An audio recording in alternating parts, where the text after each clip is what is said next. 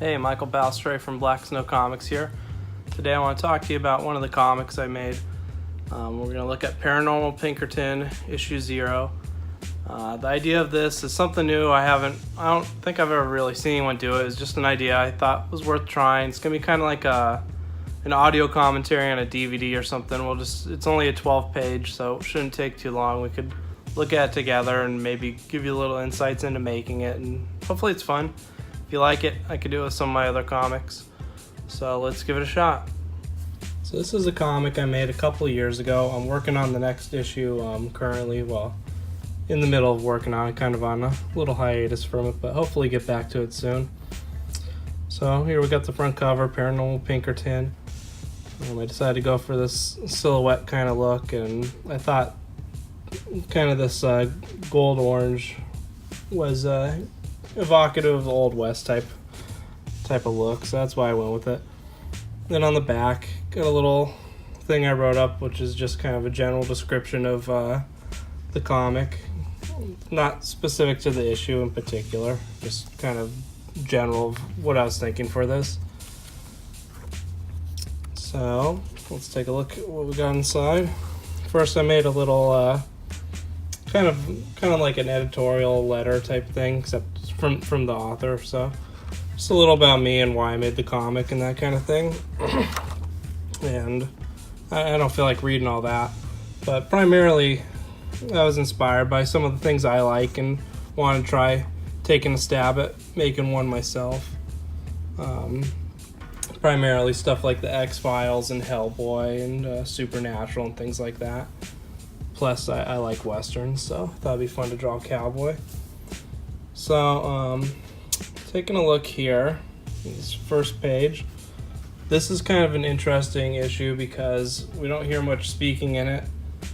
We're only hearing the main character, his thoughts pretty much, and there's no other humans for him to interact with or anything in this. And the idea was this is supposed to let you kind of get to know the personality of the character and where he's coming from.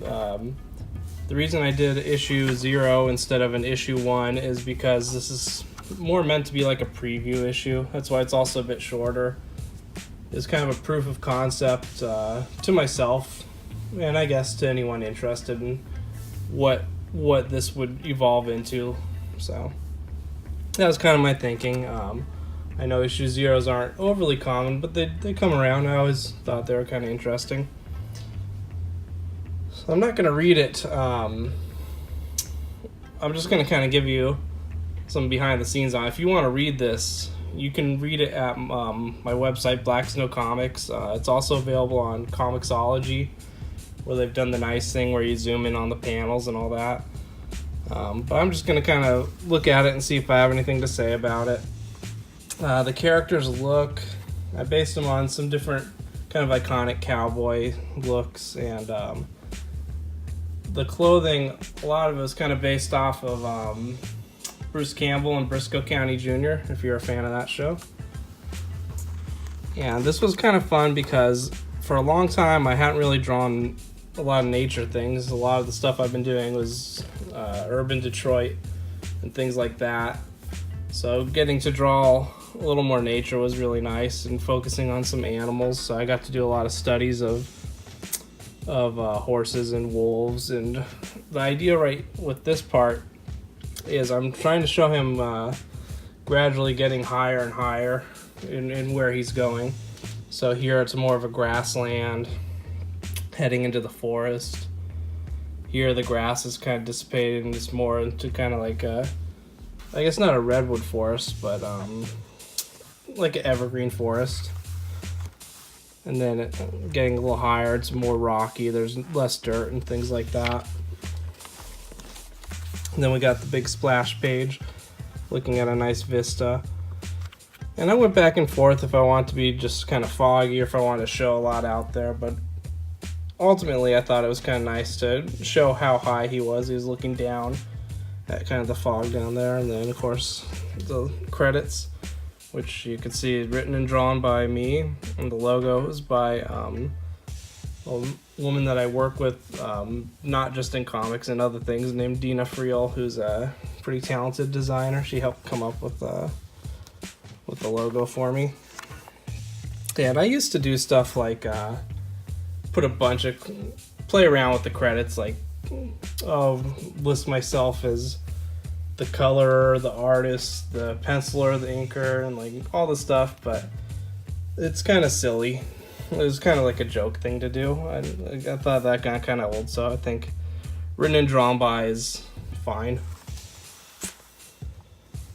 So you don't get a ton of explanation on it here, but one thing that I'm going to focus a lot more kind of in the mythology of the story is this dead eye and what that means and what kind of he can do with that. So that's kind of a fun overarching mystery. A lot of this is going to be issue to issue with just a few overarching things to kind of tie it together. I always liked when shows would do stuff like that. Like one of the first shows I really watched that did that was Buffy the Vampire Slayer. They had a pretty good mix of this is the monster of the week, only this episode, while there's a little bit of an overarching story. Same thing X-Files also did.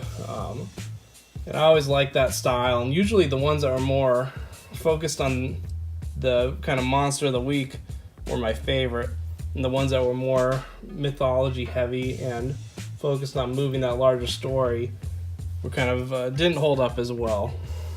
So that's kind of my thinking on it. So getting higher and higher, showing a little bit of like his playfulness. Even though he's kind of a grump, the way he speaks to you is kind of funny. So what is this story about? Hell if I know. It's happening right now, you damn fool. So a little fourth wall breaking. I like that the medium is a comic book, and like we all know what we're reading, so playing around with that a little. I'm not going to go like full She-Hulk or Deadpool on it where he's talking to the audience constantly and that kind of thing, but a little bit of it I think is fun. So he's continuing. Now he's up in the mountains pretty high. He's still going around with his wolf and his horse, just kind of explaining things, and at this point even he's talking about how he's just rambling and he doesn't really have anything to say or know what's going on, and he hasn't really explained what he's doing here. He talks about kind of in general he hunts supernatural things, and what that means, but we don't really know what he's going after here. So he's talking about that a little more, then bam, something big and hairy hits him from behind. I like the way that turned out with his hat flying off and everything.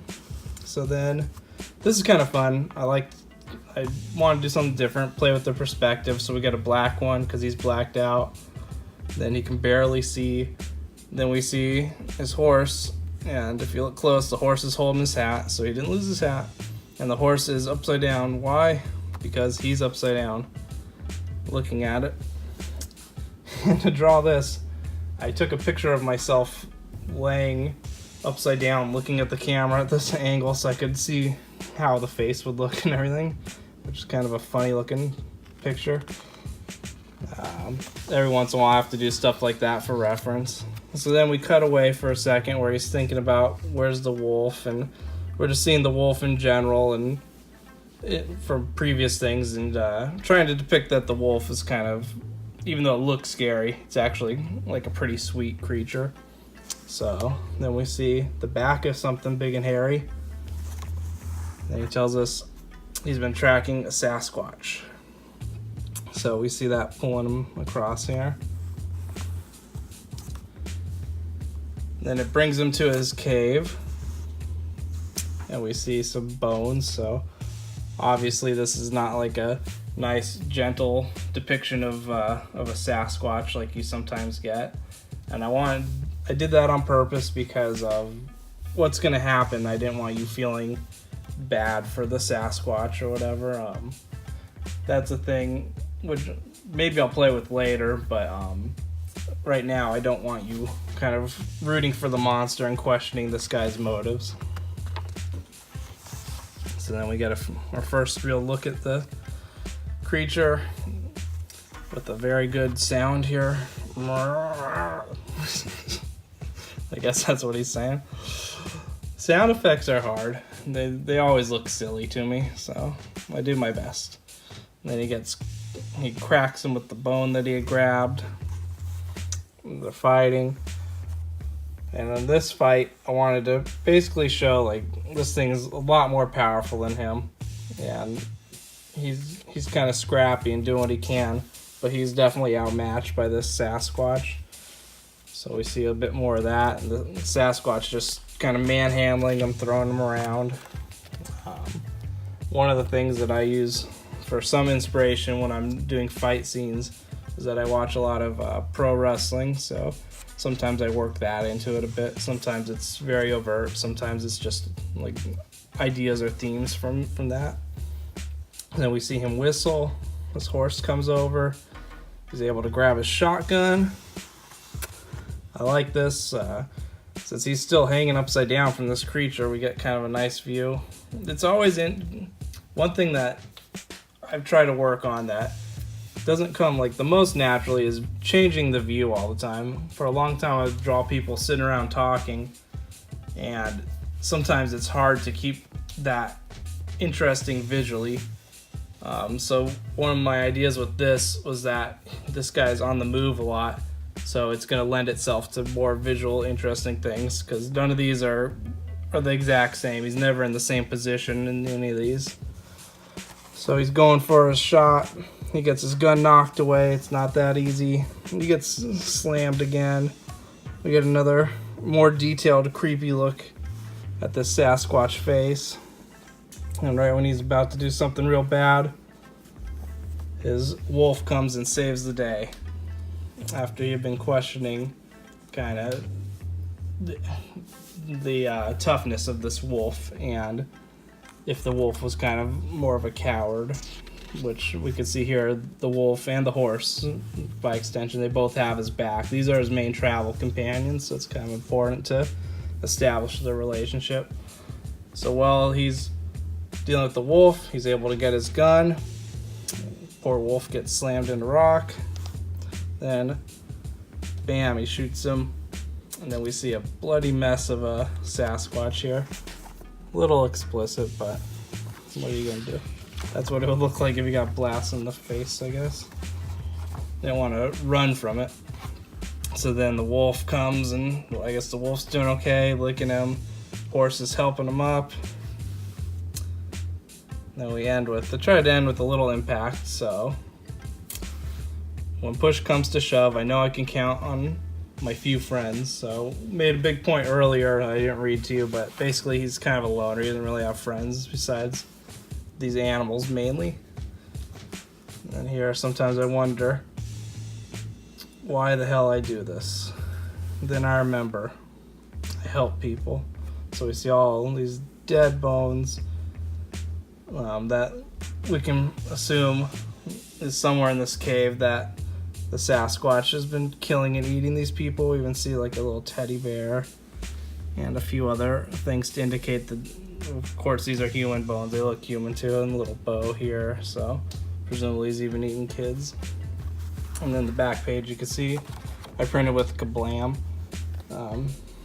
And if you let them put an ad in the back, it's quite a bit cheaper, so might as well do that. So anyway, that is the comic. Not a whole lot of people got to get a physical copy. Pretty much I only sold those in person. And I do still have a few available. So if I ever do another in-person show, or if you're really interested, you could email me and I could probably sell you one and send one out to you. But that's the issue 0. Issue 1 coming hopefully sometime a little later this year.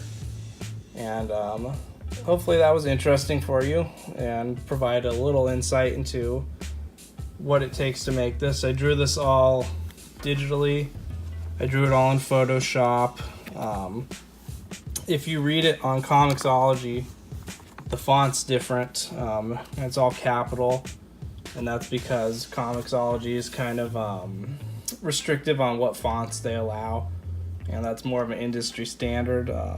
I'd use this font because I thought it was more of kind of an old-time cowboy feel. But so if you that's one of the differences if you read it digitally or if you get a copy. So anyway, hopefully that was something of value to you. And if it was, please let me know. I could do more things like this in the future.